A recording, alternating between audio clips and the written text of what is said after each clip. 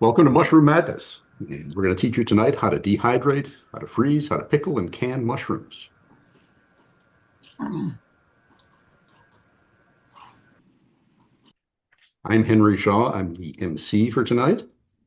Our Q&A moderator is Robin Martin, and we'll have presentations from Marina Shea, Mary Nazara, Robin Parker, and I will follow up at the rear and talk about canning mushrooms. Just note that this program is being recorded. And a link to this slide deck and a class handout with recipes will be provided to all of the attendees who fill out a post-class survey at the end of the class. Some housekeeping. Please keep your mics muted if you're not speaking. However, during live question and answer periods, you're free to unmute and speak, or you can raise your Zoom hand. That's under the reaction button on your Zoom toolbar.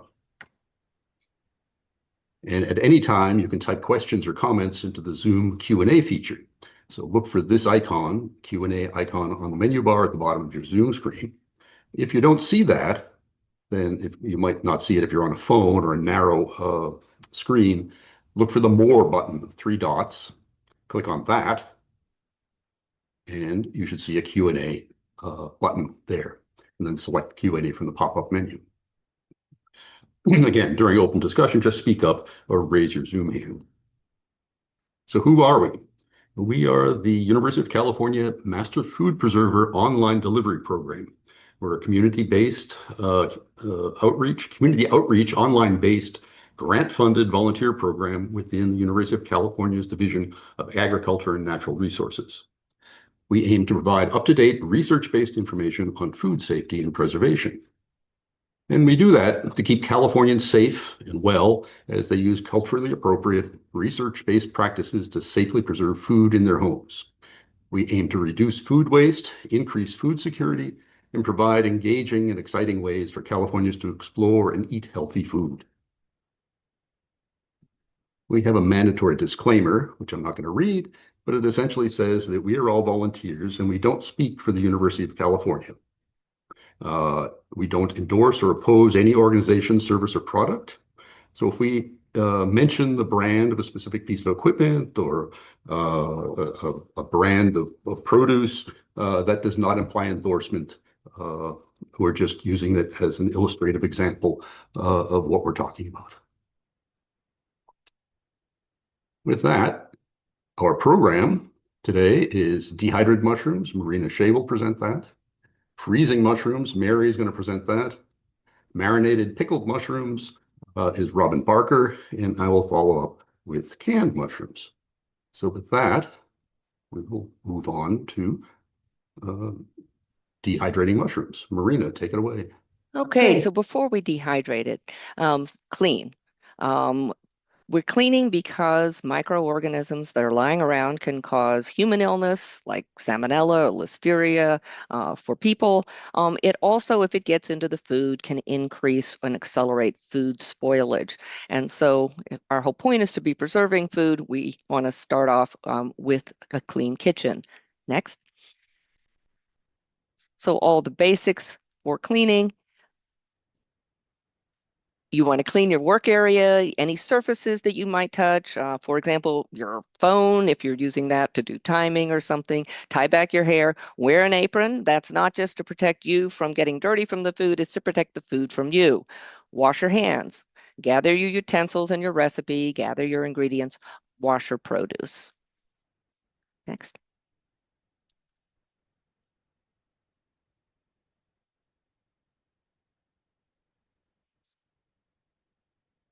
Now, this was our headline. Locally, I'm in Northern California. The last week, many of you may have seen this. Every year, people die from eating poisonous mushrooms.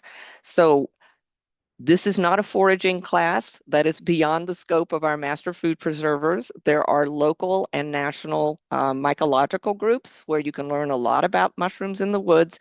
But what I need to tell you, and you need to bear in mind, is preservation methods are not going to destroy the toxins that can kill you. So do not can what you should not be eating. Let's move forward. Now, If you don't want to forage in the woods, you can forage at the grocery store. There are increasingly lots and lots of varieties of mushrooms that can be cultivated and are available to you for commercial purchase. The picture on the right actually shows some seasonal opportunities. I foraged at my local Costco, and they had chanterelles in the height of chanterelle season. So you can find opportunities, and sometimes you want to grab those if it is a seasonal product. Next. So the general rule with any kind of food preservation is that you don't really want to dry anything that you wouldn't eat. You really want to use only firm, fresh mushrooms. We can cheat a tiny bit when we're dehydrating because a mushroom that has already started to get a little dry and slightly wrinkled or partially dehydrated, that may be okay. It's kind of on the way to where we're going to take it anyway. But don't use anything that is slimy or moldy or that has decaying spots or an off odor. You really don't want to, if you don't want to eat it now, you're not going to want to eat it after you've dehydrated it and reconstituted. Next. So why dehydrate? Along with freezing, dehydration is just one of the easiest methods of food preservation out there. And the way that dehydration works for food preservation or safety is that it reduces the water activity in the product. And so the microorganisms and pathogens aren't going to grow. So you can store it for a safe time. Mushrooms are 90% water to start with. You take that down to 10%, and you really have got a much more stable product. That shelf stable storage is great because you don't even have to take up freezer space or spend money on electricity for your refrigerator. It takes up a lot less volume than the fresh product because it shrinks during dehydration. Dehydration is just a really wonderful, easy way to preserve. And with some mushrooms, at least, the flavors may actually even intensify with the drying process. We have friends who have, closets full of fine mushrooms from different years that they treat almost like wines because they change flavors. Next. So your preparation is to clean and dry your mushrooms. You can want to wipe off any dirt or growing medium that you might find on the mushrooms. You can use, they have special little soft mushroom brushes, but you can just use a paper towel. It is okay before you do this to rinse your mushrooms in cool water. You can go actually one step further optionally to sort of take an antimicrobial step to soak your mushrooms for just 3 to 5 minutes. You don't want to leave them in for a long time in a solution of a teaspoon of citric acid dissolved in a quart of water. And that will help cut back a little bit on, the critters going in to your dehydration process. Not a necessary step. And then, of course, you want to move back toward drying. If you've gotten them wet, you want to dry them as well as you can. Salad spinner works usually quite well, or on towels. Next. So prepare your mushrooms. First, you want to trim off any fibrous or woody parts of this is a shiitake mushroom, sort of famously just like chewy, almost trunk-like stems that you wouldn't want to put in your regular dishes as stems. But hang on, and you can save these for a mushroom powder that's very tasty and useful. You might also find hard, large ends on the growing substrate or the base of some cultivated mushrooms. Again, you can save all of those woody parts and use them for culinary purposes. Next. You want to slice your large mushrooms into uniform pieces. The more even, the more evenly they'll dry. Wouldn't go much more than a 1/4 inch thick, although you can keep smaller caps whole. They will probably take longer to dry, but that's fine. Next. And then you just spread them out on your trays or pans. You want to put them on single layers, make sure there's airspace circulation around them. They'll dry better that way. If you are using an oven, you want to elevate off of a cookie sheet using something like a rack or maybe like one of those, grated drying racks. So there's a lot of good air circulation. And then you just put them into your dehydrator or oven. Your drying temperatures, I tend to go low, like 115 or so. Do not go over 140. Above that, you're really going to start cooking your product and not dehydrating it. And you can start higher and then, dial it back as you start to get close. Your time is going to vary widely. I mean, if you look at all these different kinds of mushrooms, those enokis are going to go really fast. Those shiitake caps, probably the longest. But the drying time typically, maybe 4 hours or so, maybe 12. I've left things in overnight. Again, dial back your temperature if you're concerned.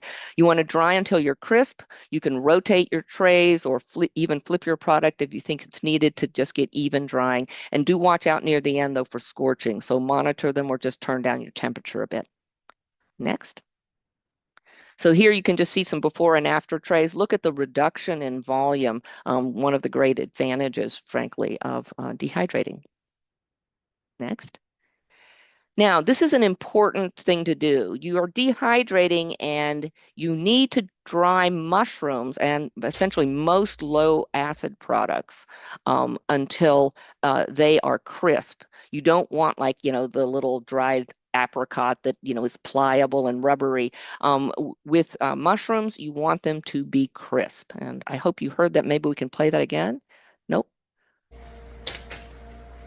Yeah, so you can hear that crispness. That is a well-dried mushroom. Now, that mushroom was good, but were all the other mushrooms on the tray dry enough? And so now you want to take a step, and you do this with any kind of dehydration of conditioning. So you're going to put your cooled mushrooms loosely in a lidded plastic or glass container, put the lid on it, and then just set it on your counter. And you want to shake that container every day for about a week. Now, if you start seeing any signs of moisture in the container, like little beads of sweat on the inside, that's not dry enough. If you shake it up every day for like a week, and then you undo the cap and you do that little crisp test again, if you can't get it to crisply break, then the mushrooms in the container have equalized moisture with each other and they are all not dry enough. So you want to put it all back in your dehydrator, keep dehydrating until you can get a fully conditioned set of mushrooms that all will pass the snap test. All right, next. And then, of course, like with any preserved product, you want to label and store it. You can use airtight glass or plastic containers. Vacuum sealed bags work great for a long time. You can get away with baggies. You can see what we did here if you're going to use them relatively quickly. It is not necessary, but it is often helpful to put a food safe desiccant packet into your dried products to help keep them nice and dry. Label them with the contents and the date. You can store them in a cool, dark place. Dried mushrooms will be good for at least a year. They can go for many years in my experience. Now, how do you use these dried mushrooms? So typically you're going to rehydrate them. And what you want to do is just take near boiling water and pour it over your mushrooms in a container. Make sure the container has extra room because they will expand. And you just let them go in that liquid until they're soft again. And that'll be anywhere from like 5 minutes for maybe like those gnocchis to an hour. Now, if for any reason you are not going to cook them within 2 hours, you want to make sure that you put that whole container with the mushrooms and the liquid into your refrigerator. Dehydration drastically reduces the organisms that will spoil your food, but it does not eliminate all of them. And so once you put them back in their nice, swimmy, wet environment and you give them room temperature, things will start to grow again. So just treat them like any other food. You don't want to leave it out. Okay, next, click. So once you've got your soft mushrooms, you take them out of the liquid, and I suggest that you saute them for the best flavor. You could put them directly into a soup or a stew at that point if you want to save some time, but that nice crisping really does help. And you can add to that mushroomy flavor by taking your dehydrating liquid, decant it off, like discard any grit or solids that might have fallen to the bottom of your liquid, and then you can re-add that liquid to the mushrooms as you saute them in little bits and just cook it off, and all that nice mushroomy flavor will go back into your mushrooms. Now next, alternatively, you can just take that decanted liquid and store it and use it as mushroom stock. It's wonderful and mushroomy. Or, I'm going to run the video here. Those are the shiitake stems from earlier. You can just put them into a coffee or a spice grinder and pulverize them and make a nice mushroom powder. And you can use that powder in soup, and stews. You can put it into a seasoning mix. You can coat meat or fish or tofu with it. I just made some air fryer tofu where I used mushroom powder and cornstarch on the outside. So you can get a lot of good mushroomy flavor. And that's it. Thank you so much. Any questions? Well, we do have a question in the Q&A, Marina. The question is, do you have a couple of brands of desiccants to suggest? Oh, no, but I find that I get the little bitty packets or the slightly bigger packets from, dare I say the word Amazon. I just get online. Just look and make sure it says food safe. And there are ones that, and they're quite inexpensive. And we literally just keep jars of them right by our dehydrator and throw a packet into, a jar. Another question, someone wants to know if the texture of the dried mushrooms will always be kind of rubbery. No, it depends on the mushroom. And so this gets into, this is really aesthetic, subjective choice. I think that anybody who sells a dried chanterelle should be arrested for, commercial fraud. There's nothing appetizing about a dried chanterelle other than pulverizing it or putting it in soup. Um, it just doesn't rehydrate. You can dehydrate any mushroom, but you can't rehydrate them back into good mushrooms in some cases. Some things that dehydrate, just your regular button mushrooms do great. Shiitakes, you may notice, like at the Chinese grocery store, they have big bags of them. That's how most people eat them all the time. Those are great. Um, if you have access to boletes, or porcini, depending on your Steinpilz, or morels. Those do great dehydrated. Black chanterelles do great dehydrated, and they reconstitute very well. A lot of the sort of softer gilled mushrooms will taste mushroomy, but freezing may be a better option for texture. Um, so Jennifer wants to know, she says her oven only goes down to 170, and it sounds like she needs to make sure her next oven goes down to 140 if she wants to dehydrate, right? Well, probably. If you're going to dehydrate in a home oven, you're going to have to crack the door because you want the moisture to be Mm. able to escape. And so if you have a thermometer for the inside of your oven and you can sort of see what your temperature looks like, typically you'll want to either put on convection, or if your oven won't let you do that with the door open, typically you want to put a fan nearby and circulate the air. So it may be that if you can get to a regular temperature in there, but I mean, make sure there are no kids around. It's an operation. Um, There are home ovens that do have like drying settings now, because I think people are doing that more. um, so we do have a number, about four more questions, but I'm not sure we have time for them now. Do we want to save them until the end? I think we should go on, and I can also try to answer some of those in writing in the Q&A. Awesome. And Great. we've Thank got you. time at the end. Thanks, Marina. Thanks, everybody, for your great questions.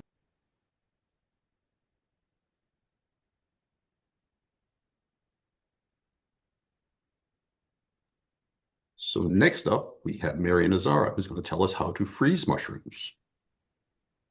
Sorry, getting past things. Mary? Thank you.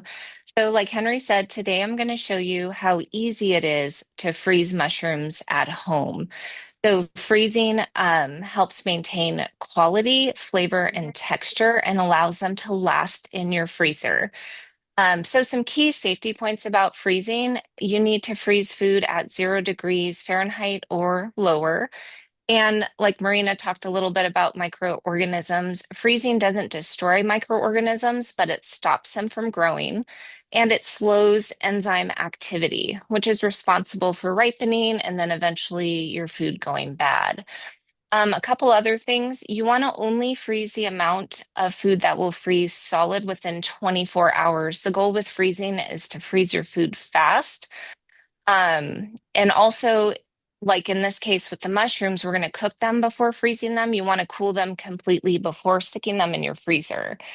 And also, if you have multiple containers or packages that you're freezing, you want to separate them in your freezer to allow air to circulate and freeze your mushrooms quickly. Once they're frozen, you can go ahead and stack them. Okay. So choosing your mushrooms, you want to choose high quality store-bought mushrooms, like Marina said, that are firm and fresh. You don't want any decay or mold. Freezing isn't going to improve the quality or safety of your mushrooms. What goes in the freezer is what's going to come out as far as safety goes. Next slide.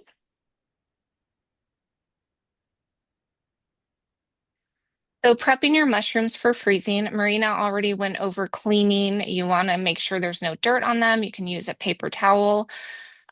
For freezing them, you want to trim the ends of the stems. And then if your mushrooms are larger than 1 inch across, you want to slice or quarter them. Next slide. So cooking the mushrooms before freezing, it's recommended to cook them. So they can either be blanched by steam blanched, which is the first picture you see with the orange pot, or heated in a frying pan with butter, margarine, or an oil of your choice. Both methods are great for freezing, but blanching does offer longer storage and better color retention. Okay, so the first one we're going to talk about is steam blanching. So why blanch your mushrooms or vegetables in general? It improves the color and texture. It will extend the freezer life of it. It actually stops the enzymes, and it also helps remove surface microorganisms that you didn't get off during cleaning. It also will slightly soften the mushroom for easier packing. All right, so some things about blanching. If you over blanch, you're going to lose color, vitamins, and minerals. And under blanching is actually worse than not blanching at all because it'll stimulate enzyme activity. And for the steamed mushrooms, I used So Easy to Preserve's methods, and they recommended using an anti-darkening treatment to help with color retention. So you can use lemon juice, or they recommended citric acid, which is what I did. I mixed it with water. And then you're going to soak the mushrooms for 5 minutes and then drain it. And then you can put them in a steaming basket in a pot. If you don't have a steaming basket, you can also use a colander, a metal colander that will fit inside a pot with a lid. And then there's a little bit of difference of opinion on time for blanching. Like I said, I did So Easy to Preserve's method, and they recommended whole or quartered mushrooms, 9 minutes of blanching, and sliced mushrooms, 5 minutes. So since I quartered my mushrooms because they were kind of large, I did 9 minutes. Yep. All right, so after your mushrooms are blanched, you want to cool them quickly by placing them in an ice bath. I did this for like 3 to 5 minutes and then transferred them to a cookie tray that was lined with paper towels, and I just gently patted them dry. Next slide. So for freezing, when you're freezing, you want to use freezer safe containers. For mushrooms, vacuum sealing is the best option because it removes all of the air out of the package. If you don't have a vacuum sealer, you can actually just use a freezer bag. So you put your mushrooms in the freezer bag and then you put it in some water, like a bowl or pot of water, making sure the opening doesn't go under the water. And as you do that, water displacement will help push the air out and you can seal your bag. So the goal is to remove as much air as possible. You can also use a rigid freezer safe container. If you do that, you'll need to leave 1/2 inch headspace. This isn't the best way to freeze mushrooms unless you're going to freeze them in a broth or liquid of some kind. You don't want to forget to seal, label, and then you can go ahead and freeze your mushrooms. So the second way of prepping your mushrooms before freezing is pan frying. So same prep, you cut them if they're larger than 1 inch, But instead of steaming them, you will cook them, partially cook them in either butter, margarine, or oil of your choice. Um, I did it in batches because I had quite a few mushrooms and I didn't want to steam them. So you do it in batches and fry until they're almost done and they're nice and beautiful and brown. Next slide. So packaging your mushrooms, same as we did for the steamed mushrooms, you want to cool them quickly. Instead of doing an ice bath, I laid them on a cooling rack with some parchment paper underneath just to catch any drips from the butter. And then you will package them as previously described. Next slide. So I wanted to do something kind of fun. We did a taste test in my family. I froze the mushrooms using the steam blanching. I fried them in butter and froze them. And then I just washed and went ahead and froze some raw mushrooms just to kind of see the difference. So I did a blind taste test with my family. I cooked all of them from frozen in a little bit of butter, and my family actually preferred the mushrooms that were frozen raw. The reason I think that is because I froze them and then within 2 days I was doing the taste test. If I let the mushrooms sit in the freezer longer, they would have been mushy and watery. So raw frozen was their favorite. Second was the pan fried in butter, and then they didn't really care for the steam blanched. They thought it was a little too kind of rubbery or mushy. The second photo you're looking at is what they look like cooked. So they all look kind of similar. Next slide. And how can you enjoy your mushrooms? You can cook them from frozen and just toss them in soups, stews, sautéed dishes, stroganoff, or they make a great addition to vegan meals, gives it a little bit more of a meaty flavor. We enjoyed our mushrooms in a vegan stew with some sourdough bread. Thank you. Does anyone have any questions?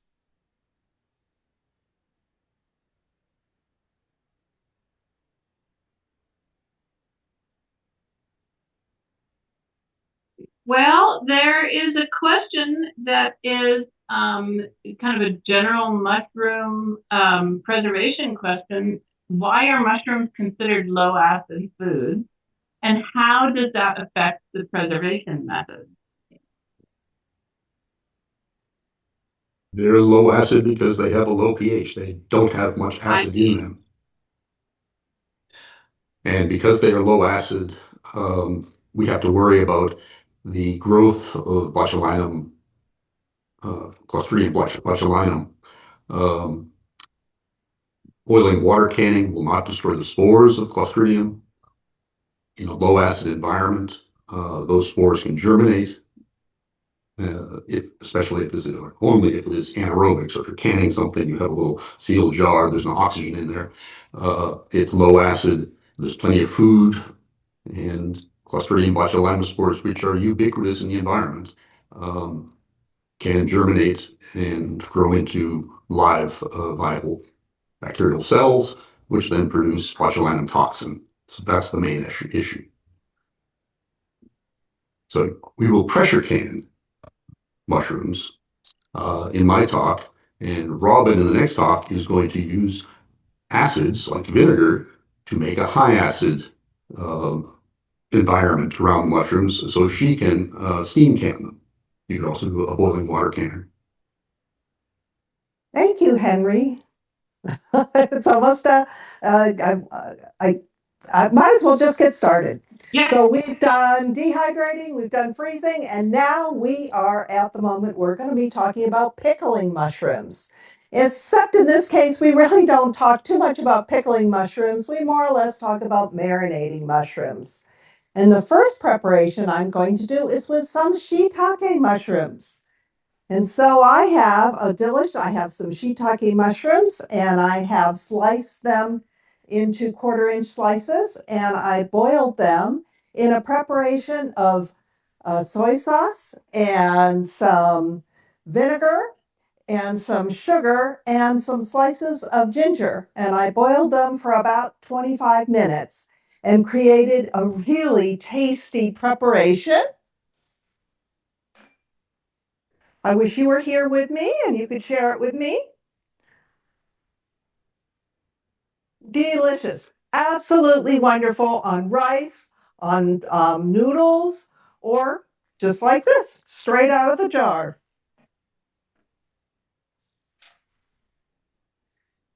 Now, the pickling process that we're using, actually, I should have mentioned, is not a fermenting pickling process. It's a pickling process we call quick pickling, and it's when you add vinegar to your preparation.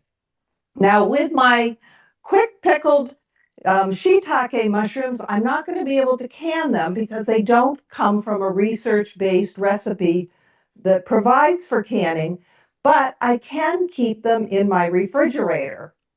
And I wasn't too particular about the quantities of vinegar and the quantities of sugar that I used because they aren't going to be canned.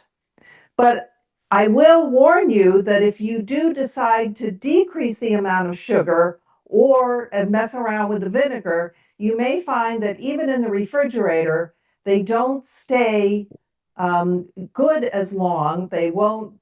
They will decay earlier or turn bad because both of the vinegar and the sugar has antimicrobial properties. But I will be doing, as Henry said, is I am going to be canning some button mushrooms today.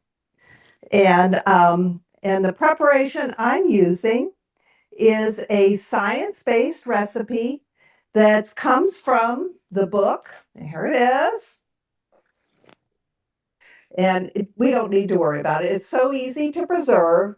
And it is on the list of resources that we have on our website. And I have asked Robin Martin to put that in the chat and so that you can have access to it. And so it's a good resources for science-based recipes because you want a science-based recipe because the canning process, if you don't do it properly, can expose your community to things that you don't want to happen. So today we are going to be canning marinated button mushrooms. Button mushrooms are actually the only type of mushroom that there is a science-based recipe to can. So, and the preparation we're going to be using today is basically an Italian dressing. And so we have our 7% or 5% commercial vinegar. We want to make sure that we use the ingredients that are called for in the recipe. It also includes some oil, and we have some canning salt and some basil and some oregano and some onions and some pimento. The first thing we're going to do, though, is we're going to boil our button mushrooms in a solution that contains bottled lemon juice. And that will actually, and Henry is going to talk a little bit about it further on, it will help retain the color and it also settle them down because they're going to be floating very much if they aren't, first of all, boiled in some water. So I have boiled my mushrooms, my button mushrooms are all ready to go. I have my preparation, which is here and it is heated up. You want everything to be nice and hot. And I've got my jars on the in my atmospheric steam canner, and they're also nice and hot. So the first thing I do for this recipe is I put in a quarter clove of garlic and 3 peppercorns. And then I'm going to put my mushrooms into my jar. And I'm doing this today with chopsticks because I find that button mushrooms can be a little bit naughty and can run away.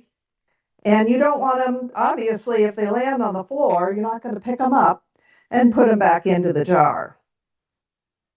So I'm going to fill this jar up And one of the things I want to make sure that I say is that I did not need to sterilize my jar because the processing time is going to be in excess of 10 minutes. And you only need to sterilize your jars if the processing time is 10 minutes or fewer. So I'm putting my mushrooms in here, and I want to put them in so that I have a just about, or maybe a little bit more than a half-inch headspace. And the headspace is important for the jar to be able to seal. So I'm going to add now my marinade, and I want to make sure that I stir my marinade because it's a mixture of oil and vinegar, and if you've worked with it, you know that it wants to separate. So I'm going to put my funnel on the top here, pour my marinade in the jar. I want no more than a half-inch headspace. So I'm going to check with my little measurer, and it's just about perfect.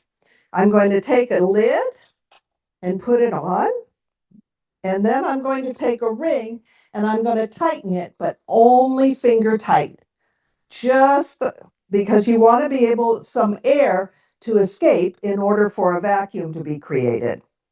So I'm going to put my can or my jar into my atmospheric steam canner, and then I'm going to ask Henry, because it's a 20 minutes and we don't have quite that much time left, I'm going to ask Henry to put up some slides so I can magically work you through the process of atmospheric steam canning. One thing you didn't mention is you want to clean the rim of the jar before you put the lid on. Oh, thank you, Henry. I appreciate that, filling that in detail. I always forget that one too. I do have my rag here too, so I should have remembered it.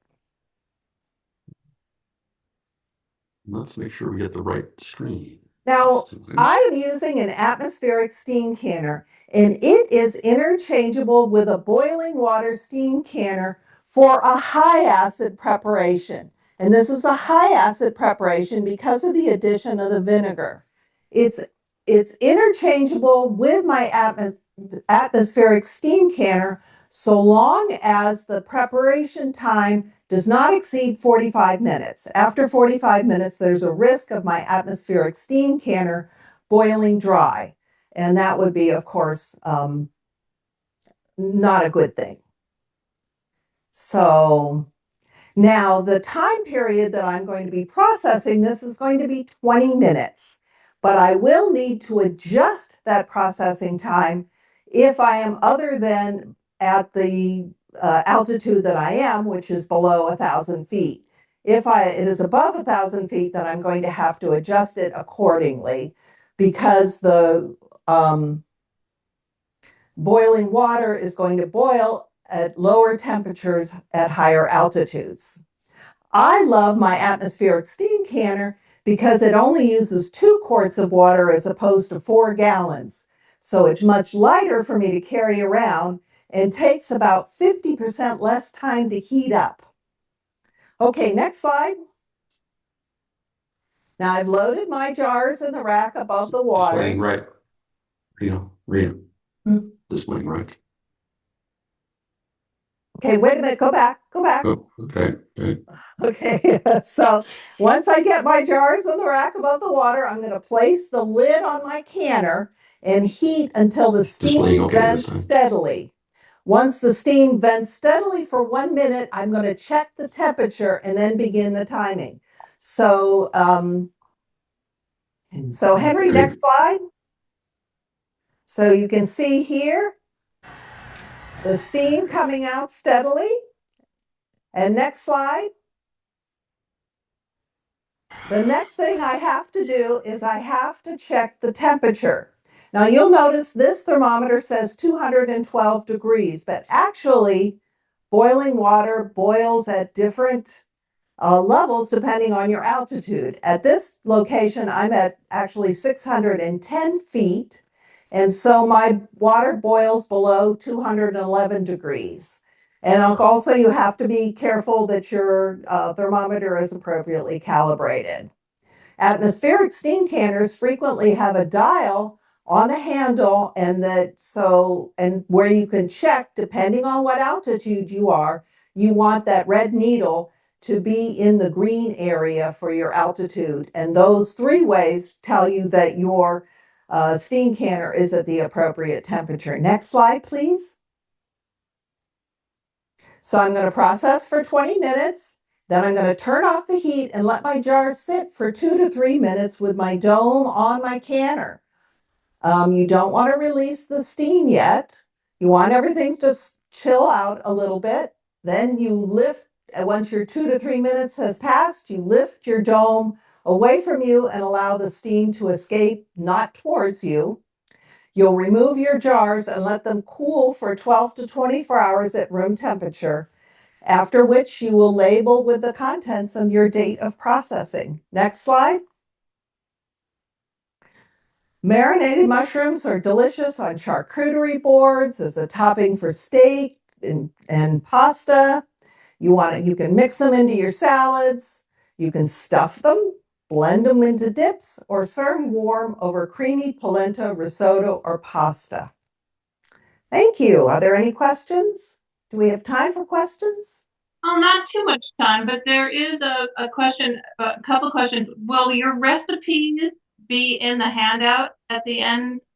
Absolutely. So when people fill out the survey at the end, then they'll be sent the handout. It has the recipes. That's correct. Terrific. So I think we can move on to Henry.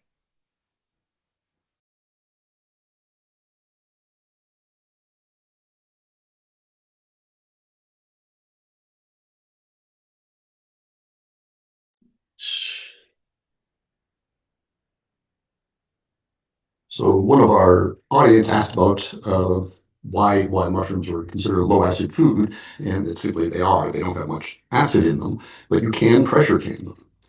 As I said, they're a low acid food. If you don't dehydrate, freeze, or pickle them, as we discussed in the other parts of the class, they must be pressure canned if you want shelf stable storage. And as everybody has said, you want to use firm, unblemished buttons that have an intact bail. That means that the cap is still attached to the stem.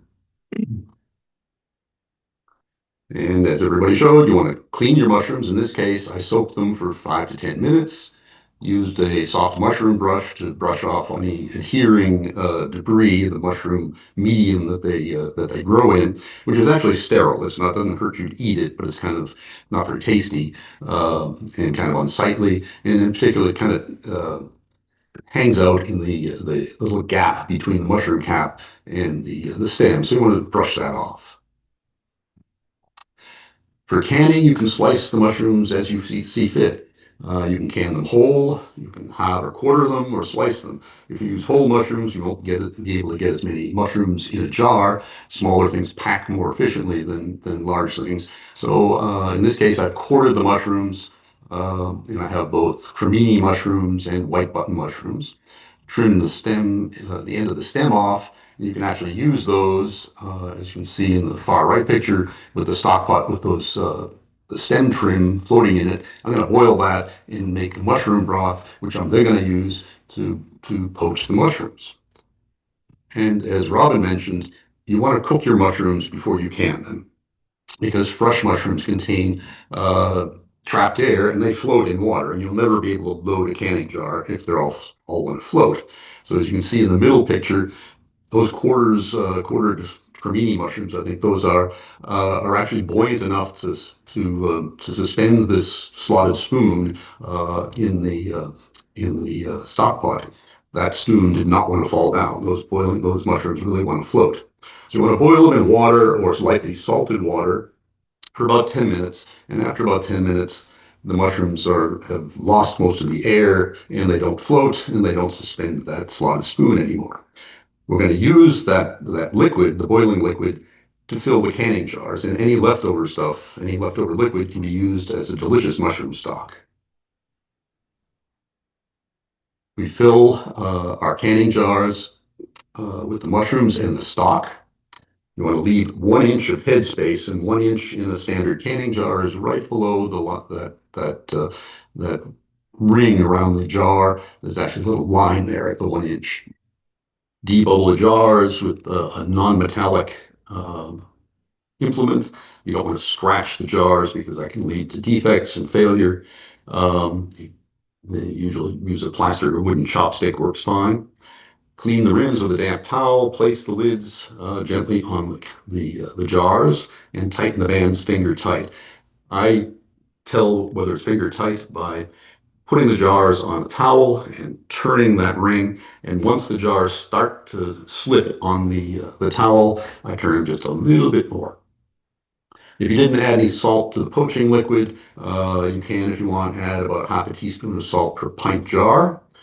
And if you want to try and reduce discoloration, you can add 1/8 of a teaspoon of ascorbic acid to each pint. And here, looking down in the jar on the right, you can see the ascorbic acid sitting on top of the mushrooms before I put the poaching liquid in and filled up the jar to the 1-inch headspace. Something that surprised me when I was doing this is that the National Center for Home Food Preservation and all the other research-based sources that mostly rely on the National Center say that it takes 2 pounds of raw mushrooms to fill a pint canning jar. I found that it took less than a pound of fresh mushrooms to fill a pint jar. And I think that's because weight doesn't really translate directly to volume.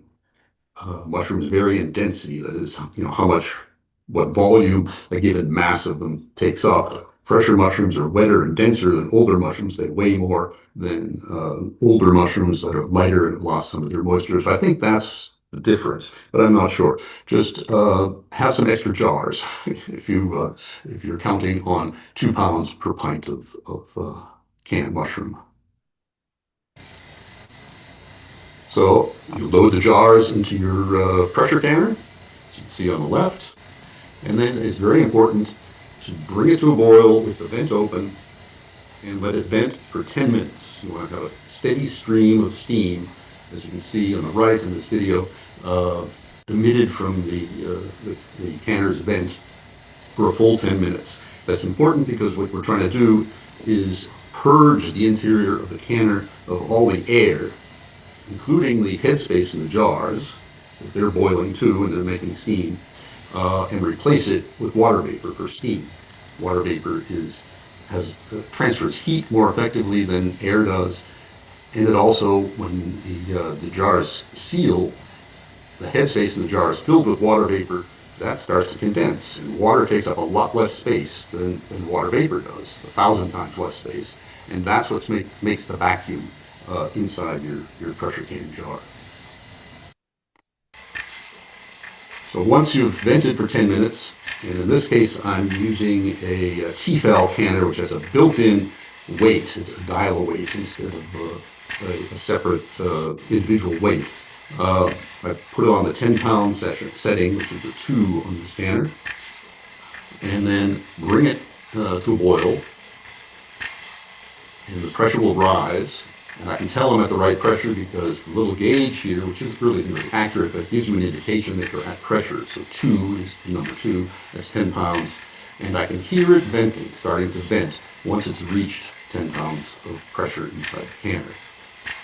If you don't live at sea level, you need to make altitude adjustments.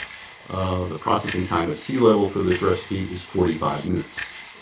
If you are using a weighted gauge canner, then you want to process this at sea level at 11 pounds, and you need to adjust your temperature on your burner to maintain 11 pounds of pressure for 45 minutes.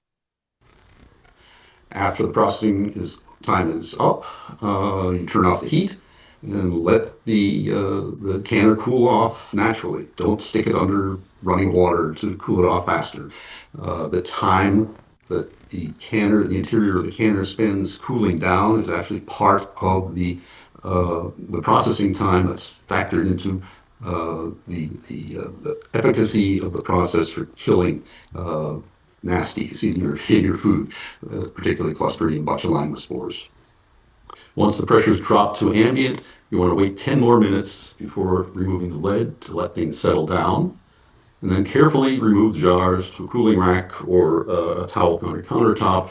You don't want to put them on a granite countertop or a quartz countertop because you may thermally shock them. So you want to insulate them from the cold countertop as they cool. This jar is sitting on my counter well below the normal boiling point of water, but it's continuing to boil. That's a good sign. That means this jar has a partial vacuum in it, and the water is boiling at a lower than normal temperature.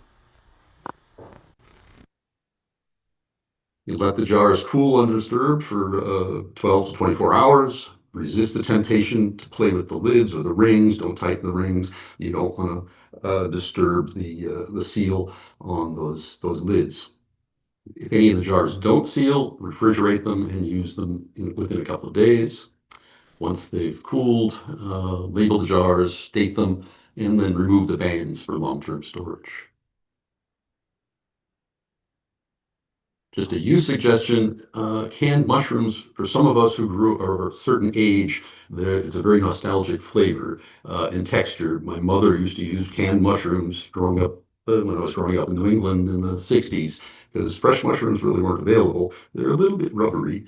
They actually taste quite good, and they taste much better if you brown them in your favorite oil or butter. And get a Maillard reaction going to combine the sugars and proteins into a nice umami flavor. And that's it. So, Henry, can any mushroom be used for your canning recipe? No, the only approved canning recipe is for Agaricus bisporus, the button mushrooms.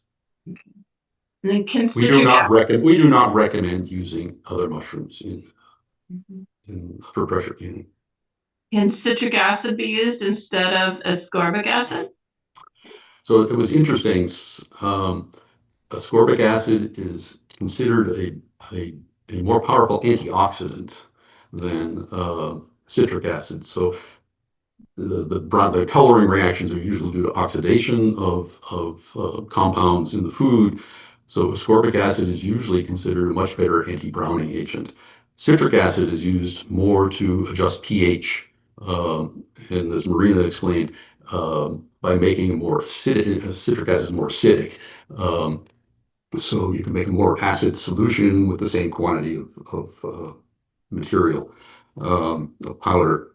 And if you want to sterilize something, an acid bath does knock down the numbers of viable cells on the surface of fruits and vegetables. So the citric acid in Marina's case for dehydrating was to reduce the microbial population, but microbes include both bacteria and fungal spores. Fungal spores that aren't part of the mushroom. Spoilage fungi. Somebody asked, why should there be no gills showing on the mushroom for pressure canning? I think that is mostly a quality issue. Yeah. I think more mature mushrooms aren't as crunchy and firm. I don't know if you ever noticed. And I think it turns to sort of mush. The gills will probably fall apart. I haven't tried it, but I would assume the gills are fairly fragile. If you cook them for 45 minutes at 240 degrees Fahrenheit, they're going to turn to mush in your jar, which may potentially impede heat transfer in the jar if you get a thick liquid inside the jar. And then, does the type of water matter for any of your recipes? Can you use unfiltered, just public faucet water for steaming, or should you use store-bought spring drinking or purified water? I use tap water for that process, but we have pretty good water here. I think it depends on how good your water supply is and whether it has a taste. If you have hard water, in both types of canners, or all kinds of canners, boiling water canners, steam canners, and pressure canners, you can get buildup of scale, which you can avoid by putting a little vinegar in the water, or clean it with vinegar afterwards. It's really a matter of taste. If you can drink your water, then it's fine. Let's see, how are we doing for time? We're okay, actually. We've got a couple more questions. Why is it important to take the ring off before long-term storage? That's the general advice, unless you're going to give it as a gift, where you might want to protect the seal from being knocked off. It is so you can see if anything bad is happening with the jar. Well, there's two reasons. One is um, it is not uncommon for jars to vent and siphon some of the liquid or material from inside the jar while they're being processed. The jar may still seal. There's enough pressure to squish that back out, but then you have all this gunk, the interior, whatever you're processing, under that ring, and that can spoil the time. And it's kind of unpleasant and unsightly. So you want to wash the jars, take the rings off, wash them at a minimum, and then in the event that a jar for some reason did not seal properly, or wasn't processed properly, so there's microbial activity inside it, that jar is going to start normally producing CO2. It will lose its seal, and stuff will start coming out of the jar. It's much easier to see that if you don't have the rings on. Also, if the rings aren't completely dry, they rust and they get very hard to take off the jars. And we have one more minute and one more question. And it looks like Marina would like to answer this question. Have you tried Tatler or Harvest Guard lids with the pressure canner recipe? Marina wants to answer that. That's not me for an answer. I have not. I've used ball and other cheap lids. I will say that of what I made 10 jars, one didn't seal. Although I put it in the refrigerator and it had a partial seal. We ate that the next day. I made a delicious mushroom soup with those mushrooms and the leftover poaching liquid. And I threw in some morels that we had foraged in the past. Wonderful. Well, thank you. That's all for the questions. So, Go back to the deck. yeah.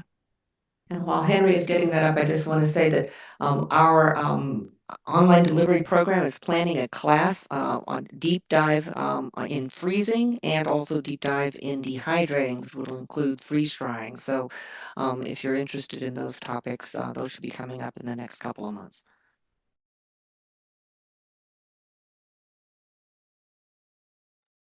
And we have some upcoming classes. Tomorrow, in fact, we have our monthly Ask a Master Food Preserver class, where you can ask anything you want related to food preservation.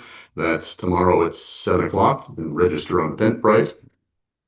At the end of the month, we have a winter mocktails class using shrubs and other preserved fruits to make mocktails for dry January. And in February, again, on the second Wednesday of the month, we have another Ask a Master Food Preserver class. You can follow us on Eventbrite. There's a QR code here. This is also in the class handout. And if you want to see our past class recordings, they're all available on the UCA&R website, the Master Food Preserver website, and that's a QR code for that. And that's also in the handout. If you want to learn more, you can sign up for our monthly newsletter and be sure to follow and like us on Facebook or on Instagram. All these codes are in your handout, and you're going to get this deck, so they're in the deck too. We're going to make it very easy for you to follow us. And we do need your input. When this class is over, you'll get a brief pop-up survey in your browser. And we would really appreciate it if you complete that survey, because it helps us improve and it also helps us meet our grant requirements. When you submit your survey for responses, the pop-up acknowledgement that will follow that will include a link to this slide deck and the class handout with recipes and tips. Thank you for attending. I hope it was enjoyable and everybody learned something.